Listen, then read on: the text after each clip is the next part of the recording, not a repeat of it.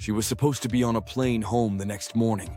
Instead, she vanished into the night, and the last person to see her walked free for years. In May 2005, 18-year-old Natalee Holloway disappeared while on a high school graduation trip to Aruba. Her sudden disappearance launched a media firestorm, multiple international investigations, and years of rumors, false leads, and heartbreak. What followed was a mystery full of contradictions, dead ends, and one name that kept coming back: Joran van der Sloot. This is the story of one of the most high-profile missing person cases of the 21st century, a case that held the world in suspense and left a family searching for answers long after the rest of the world moved on. Natalee Holloway was a vibrant, intelligent, and ambitious teenager from Mountain Brook, Alabama.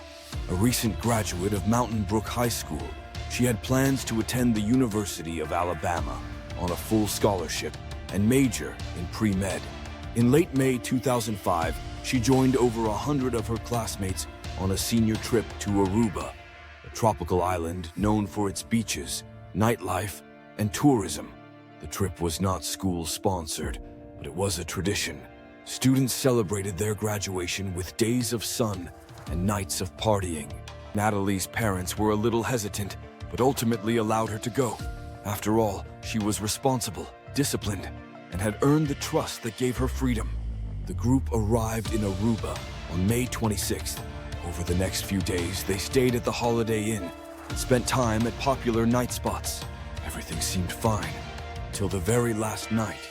On the evening of May 29th, Natalee was seen at the Carlos Sin and Charlie's nightclub in Oranjestad. There, she met 17-year-old Joran van der Sloot, a Dutch honors student who lived in Aruba and was known to frequent the same bars, targeting tourists. At around 1:30 a.m. on May 30th, Natalee left the club with Joran and his two friends, Deepak and Satish Kalpo, in a silver Honda. She was never seen again. When the students gathered at the airport later that day to return to Alabama, Natalee didn't show up. Panic set in immediately. Her classmates reported her missing. The hotel confirmed she hadn't returned that night. Her passport and packed luggage were still in her room. Natalee Holloway had vanished. Her mother, Beth Twitty, flew to Aruba within 24 hours. She wasn't just worried, she was relentless. She went to the police. She confronted suspects. She held press conferences. Within days, the island was flooded with American media. The initial investigation focused quickly on Joran van der Sloot and the Kalpo brothers, the last people seen with Natalee. All three were brought in for questioning. Their stories changed repeatedly. At first, they said they dropped Natalee off at her hotel. Later, they said they left her near a lighthouse. Then they claimed she wanted to see sharks, and they left her on the beach. Authorities searched the hotel, the beach, the ocean, and even the landfill. Over the next few weeks, more than 100 volunteers combed Aruba on foot, horseback, and by boat. FBI agents joined the search. Police dogs were brought in. Divers searched coral reefs and underwater caves. There was no sign of Natalee. No body, no blood, no physical evidence. But suspicion never left Joran van der Sloot. He was arrogant in interviews, combative with investigators, and constantly changing his version of events. In one moment, he claimed Natalee passed out. In another, he said she refused sex, and he left her. At one point, he even told a friend he left her body in the ocean, then later recanted. Despite intense scrutiny, prosecutors didn't have enough evidence to charge him. The Kalpo brothers were released and rearrested multiple times. Each time, charges were dropped due to lack of evidence. Meanwhile, the media circus continued. Cable news shows followed in every development. The case became a cultural phenomenon, especially in the US, where Natalee's face became a symbol of all missing girls. But Aruba's legal system was different. Without a body or proof of foul play, authorities couldn't move forward. In 2007, Joran was secretly recorded in a car by Dutch TV host Peter R. de Vries, during which Joran told an informant he was with Natalee when she collapsed and died, and that he disposed of her body at sea with the help of a friend. The footage aired across the world. It seemed like a confession, But Aruba's courts ruled that it wasn't enough to arrest him. Again, they said the recording was legally insufficient. As public outrage grew, so did Joran's recklessness. In 2010, 5 years after Natalee disappeared, he reached out to Beth Twitty through an intermediary, claiming he would reveal the location of Natalee's body. For $250,000, the FBI got involved. A sting operation was launched. Joran accepted $25,000 up front and told a fabricated story about burying Natalee's body under a house. It was a lie. He pocketed the money and fled to Peru. The FBI issued a warrant for wire fraud and extortion, but before he could be arrested, Joran killed again. In May 2010, just 5 years to the day after Natalee's disappearance, 21-year-old Stephanie Flores was found murdered in Joran's hotel room in Lima, Peru. Security footage showed Joran entering the room with Stephanie. He left alone hours later.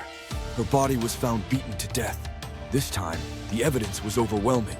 Joran was arrested, confessed to the killing, and in 2012 was sentenced to 28 years in prison in Peru.